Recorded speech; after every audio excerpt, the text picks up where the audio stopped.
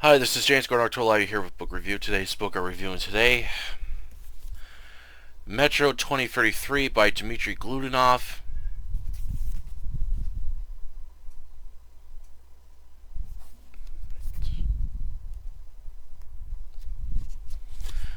This edition was published by Gollands in 2010.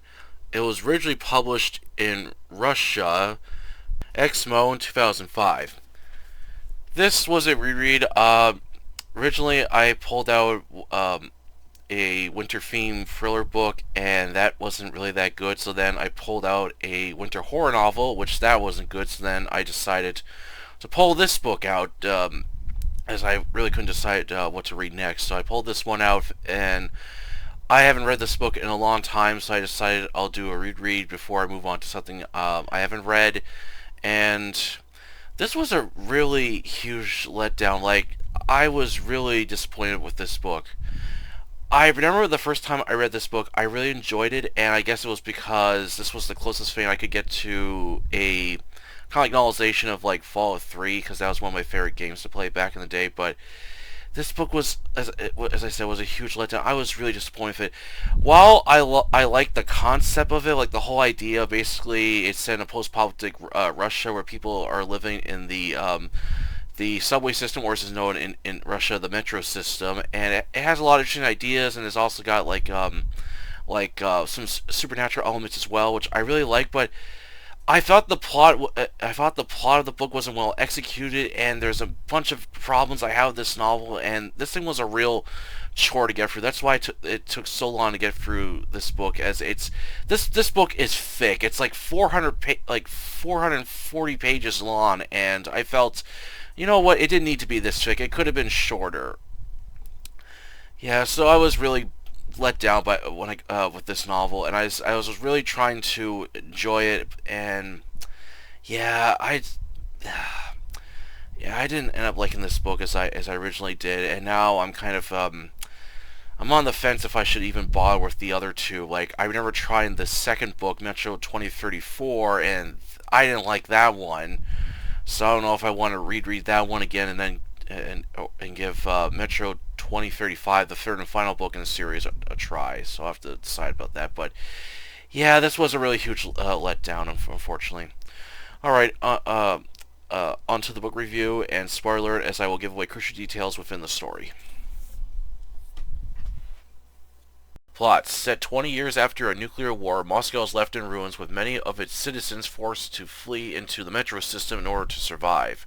While most stations have formed their own independent states, there are also a few stations controlled by criminals. The rest are controlled uh, by three main factions.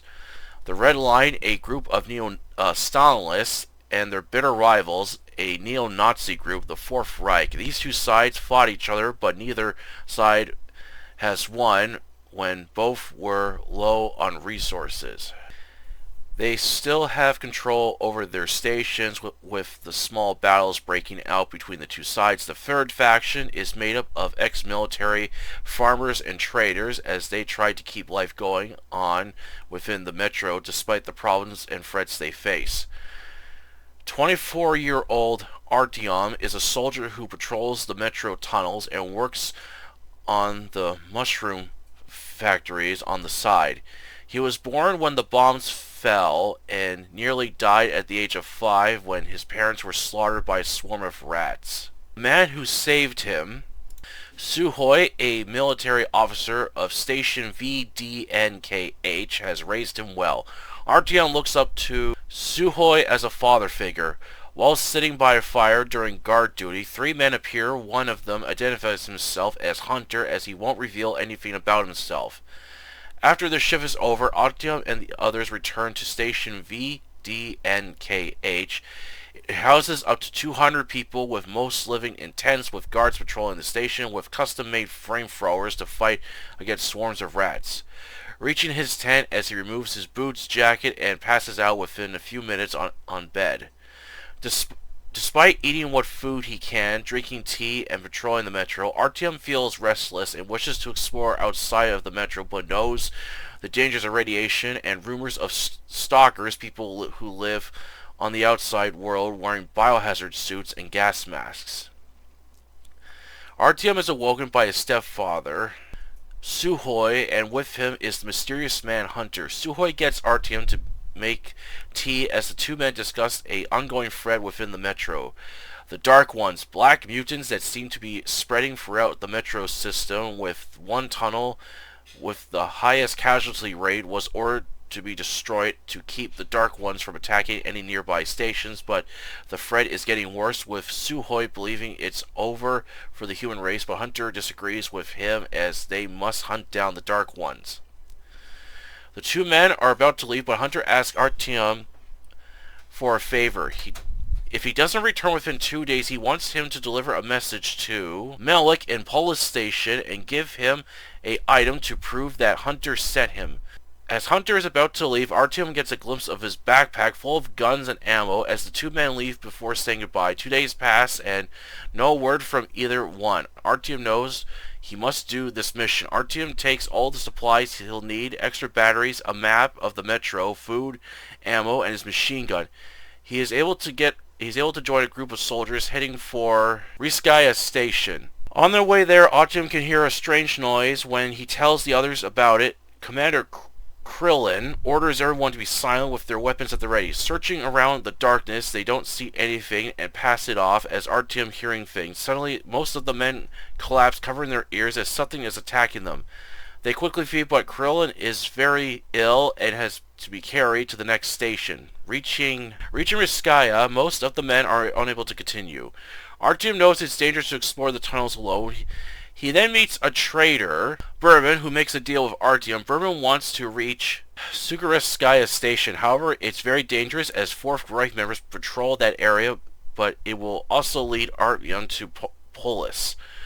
Berman agrees to give him food and ammo for his AK to reach Sukara Station. As the two men travel together throughout the tunnel, a sudden supernatural force kills Berman and knocks out Artyom. He is later awakened by a mysterious man calling himself Kane, who helps him travel further through the tunnel, along with giving him some advice where to reach Polis. However, as the two men reach another station, the guards demand they pay half of their cartridges in order to enter. Now both men are low on ammo as they feel unwelcome by the tall, bigger guards and leave after seeing one guard threaten to kill a thin man believing he's infected. As they travel down through the dark tunnel, Artyom becomes lost and is unable to find Kane. He reaches a station and gets some food, but is attacked by the Fourth Reich members that massacre half the people. Artyom takes cover as the guards appear, shooting the attackers. Artyom is then guided by an old man taking his ill son through the tunnel to help him reach Polis, but they are halted by Fourth Reich skinheads. Artyom tries to shoot them, but is able to kill one neo-Nazi member before getting the stock of a assault rifle smashed in his face. Artyom awakens as he's being held in a courtroom as the leader orders that he'll be executed tomorrow morning. Artyom is placed in a jail cell with other prisoners. The following morning, just as Artyom is about to be hung, he is rescued by Red soldiers led by Comrade Rusaka. They kill most of the neo-Nazis while the rest flee. Artyom explains to Rusaka where he has to go and agrees to help him as they give him machine gun and supplies. After a series of misadventures and other challenges, Artyom finally reaches Polis Station and tells the guard he has a message for Melnik as Hunter sent him. Artyom is taken inside Polis and brought to the council as he explains where he came from and all the events he went through. However, to his shock, the council plans to do nothing about the threat of the Dark Ones. Next day, Artyom meets Melnik, a stalker who just returned from the surface. He informs Artyom that the station VDNKH was attacked and there were only a few survivors as everyone was slaughtered by the Dark Ones. Angered by this, Artyom wants to do something about this threat, which Melnik agrees they can't ignore it. Using the letter that Hunter gave him, which was coordinates to where the Dark Ones are located, Melnik and Artyom will go to the surface to find a library with a hidden room that has files on how to use missiles at the silo to destroy the Dark Ones. However, Artyom must travel through the unexplored tunnels that are haunted and once he reaches the outside, he'll have more challenges to face, along with trying to stay alive. If he fails, all the stations will fall victim to the mutant friend, but as Artyom gets closer to completing his mission, the Dark Ones are falling after him. Metro 23 was not a good novel. While it has an interesting setting of people living in the Metro system with elements of supernatural horror, but I felt the plot wasn't well executed. Scenes dragged on for too long. The narrative isn't that good, as there were many times I had difficulty understanding what was going on or what was happening within the many moments of dull conversations, flat, boring, or annoying characters to read through. The novel kept going from third to first person perspective too many times, as I wish Dmitry would pick one perspective and stick with it. I also wish Dmitry focused more on the detail, as he describes little of the scenery within this novel. Dislike Artyom, as he was a pushover. Throughout the novel, he spends more time hiding and running away from his enemies than fighting them, despite being armed with a machine gun, which he barely uses, and later states he has credited for one kill. How is this possible when he and the others reveal how dangerous the Metro is, along with the surface is you have to be armed with a weapon at all times to defend yourself, and yet Artyom somehow, he barely makes it through the story.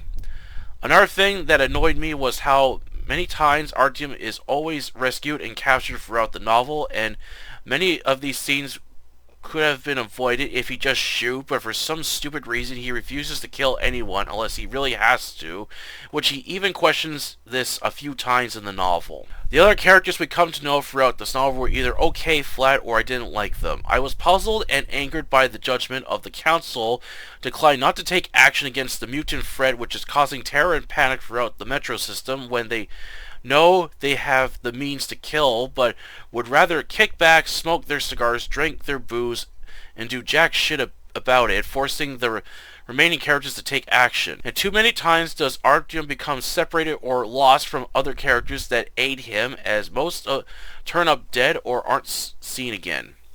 Another thing I find hard to believe is the Red and neo-Nazi groups still fighting, with neither side beating each other, as wouldn't one of the major military groups have enough man and firepower to remove them? And if so, aren't they doing anything about it, as it's causing major problems throughout the story, with two factions taking up more food, water, and ammo? There wasn't a lot of action, too much talking, with a lot of walking throughout the novel, and many scenes I wish could have been cut out or shortened, as it didn't need as it is until near the end when the plot finally gets moving.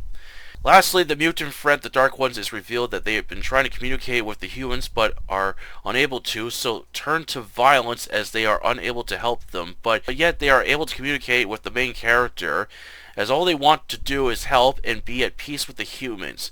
This just defeats the whole purpose of the novel. If they know they can't communicate with anyone else besides one person, then what's the point of attacking the humans if that doesn't solve anything? I just found this whole novel a chore to read and was getting bored with it at the halfway mark and just wanted to be finished with this novel. I remember when it came out and how much I enjoyed it the first time, but reading Metro 2033 hasn't held up well, and it's a real shame, as I like the idea of living underground within the Metro system, as there's so many interesting ideas you could work with if done right. Overall, I don't recommend Metro 2033, as it's a very boring and not exciting novel. While I felt the video game of the same name improved the plot and many issues I had with this novel, but the later game series focuses more on the Dark Ones rather than moving away from it. I'm sure you can find other post-apocalyptic novels that are set in the underground subway systems or something else better than Metro 2033. That's a review today. Hope you enjoy. Yeah, this was a absolute huge letdown. Like, I was hoping the last part of the book would get better, so it would make up for the middle part, which I was really not enjoying, and I was really disappointed when I got to the end of this book. I was like, this could have been so much better.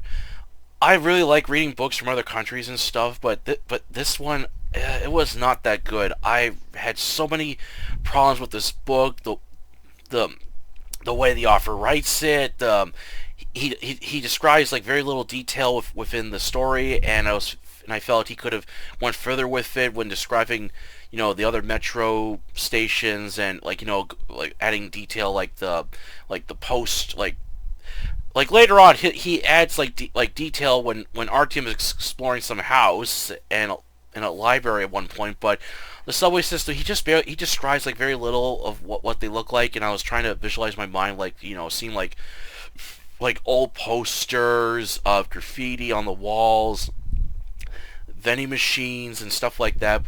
But he doesn't do that.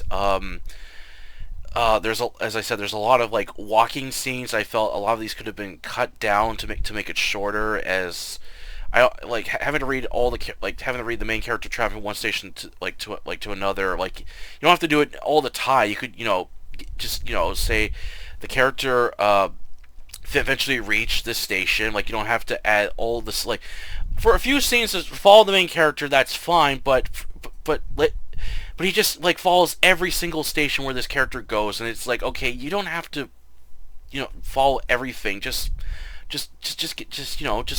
keep it short and simple, and just get the story like moving along and stuff. There's a lot of characters this book follows. Some were okay than others, and then there's other characters I really just found annoying and just didn't like. There's like one part in the book where there's twice in the book where the Artyom comes across like these two like religious groups, and these characters were just really annoying to read. Especially the second group he meets, the something, the worms, whatever they're called, and these people were just really just annoying to read. It made me think of the Children of the Atom from the Fallout series, like this like cult that worships the atomic bomb and stuff, and they're just really annoying to deal with. So I just shoot them most of the time in the games. But this whole scene where they're holding one person hostage, and they got one of the kids that's trying to help them reach the missile silo, and when they finally free the kid and overpower the leader and stuff, they're holding the guy hostage, and they're threatening to shoot him, but the others are following him, and they're saying these weird things. I thought, Artyom, would you please just kill the leader and just shoot them already? Like, why do you keep them alive? Like, this is the one thing that annoyed me throughout the entirety of the book, where Artyom like refuses to shoot unless he really has to. And this was just annoying, like reading scenes where he's questioning if he should shoot this person or not, and it's like, why are you thinking this? Just shoot. Like, why are you hesitating? This was just annoying. Like he does this constantly throughout the book. He uses a gun very little in the book, and when he finally does, he mostly just using it to scare the enemies away. Like there is a scene where he is fighting some mutant creatures, but that's it. And then the book even states this, where he tries to overpower like these neo-Nazi guys, and he kills only one of them, and then there's one part in the book it states that he's credited for one kill. I thought, one kill? This seriously? This is the only person you ever killed throughout this book? Just one person? Yeah, as I read more of this book, I really just disliked the main character. I felt he was a pushover.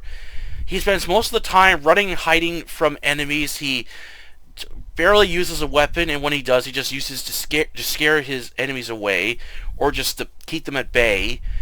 And I was really getting annoyed just having to read like his thoughts of like questioning his actions and all this other stuff, and I just really dislike this character. And then the other characters we follow in the story were either the more like tough guys, but they either appear for like one little scene and that's it, or they're not helping the main character. And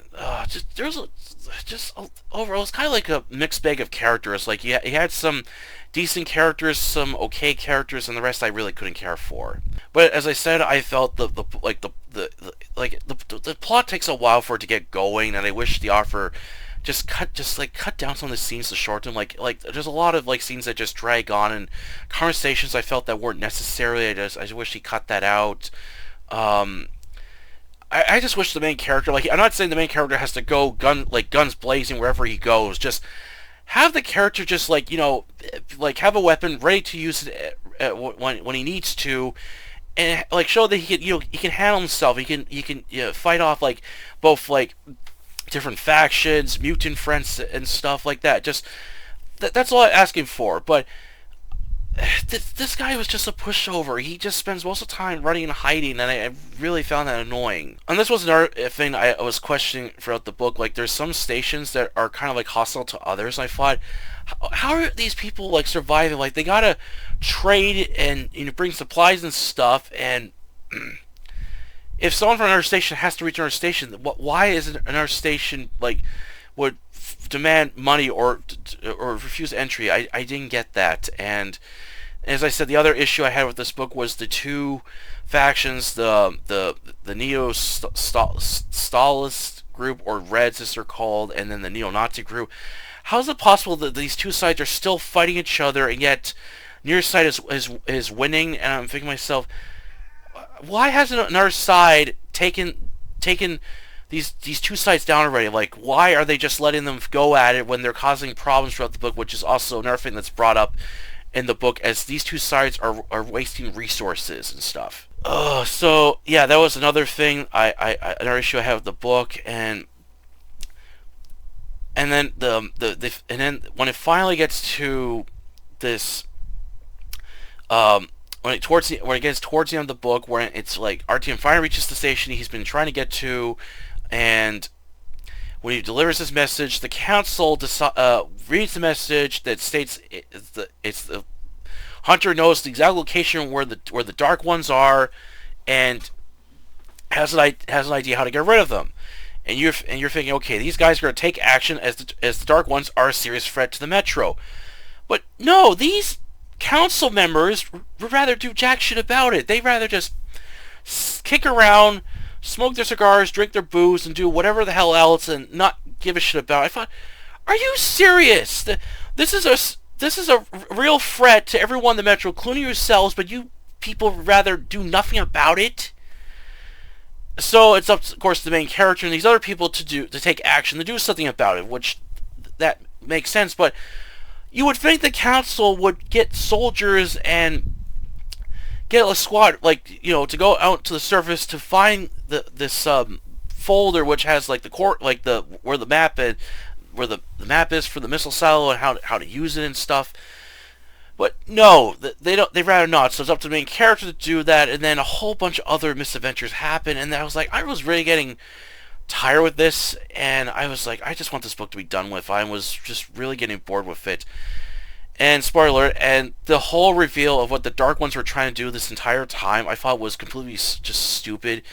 The Dark Ones have been trying to help the human race, but because they can't communicate, they turn to violence, which to me defeats their purpose. They might as well just be they might as well just slaughter everyone at this point if they can't communicate with anyone. Like how is it they can communicate with the main character, but they can't seem to communicate with anyone else, which doesn't make any sense.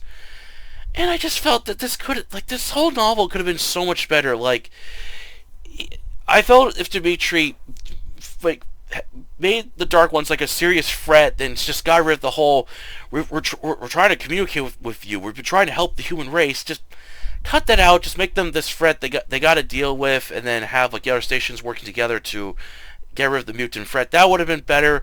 Cut out some of the subplots and shorten some of the scenes down and more detail within the Metro. That would have been so much better. Make the main character more interesting. Like, give him a better personality and like a man that's ready to take action when he needs to, instead of a pushover, and make some of the other characters more likable and stuff. So yeah, I'm kind of I'm torn about if I should hang on to this book or not. Like after I'm done reading this book, I'm asking myself, am I going to read this book again? Do I want to borrow with the other two? So that's kind of like I'm on the fence about it. But yeah, overall this was not a good book. I know. I kind of feel bad, saying these negative things on this book, as I was trying to find, things to like with it, and I was hoping that there would be something that would make up for this book, as I know this author is exiled from his own country after he spoke out against the then President Putin, against the invasion of Ukraine and stuff, and now he's in Russia he's a wanted criminal, so now he's living in exile. And I, part of me feels bad for saying this, but you know, as they say, we can't like everything, and I, you know, I know this guy's written some other books that I would love to check out, but not all of them are published in English. They're in Russian, and a lot of this stuff is hard to come by. So I might consider trying the other Metro books. Maybe the later ones might get better. And if I do find something else by this offer, I'll definitely check it out. As I'm keep my fingers crossed that Dmitry is still doing okay wherever he is, and still doing what he loves, writing, as I love writing as well, and reading a lot. So I'm hoping he's doing okay, and yeah. So I hope Dmitry, wherever he is, he's doing okay, and I definitely will give his other books a try. So maybe I'll find something by him I'll like. So hope you're doing okay, Dmitry. Alright, that's it for the review today. Sorry this video took so long. As I said at the beginning of the video, I started off with one book, didn't like it, then I went to another one, didn't like that one, and so then I went with this one, and it was a real chore to get through. So I already got my next set of books picked out, so I'm going to try to get through those before this month is over. And after I'm done reading some winter-themed books, I'm going to move on to the Jack Ryan series, which is like a 10-book series, and then some other books on the side I'll read as well. Alright, that's it for the review today. Hope you enjoyed it, and please don't forget to like this video and subscribe to October Library, the YouTube channel where I post book reviews, book hauls, and other fiction-related content. Until then, I'll catch you later.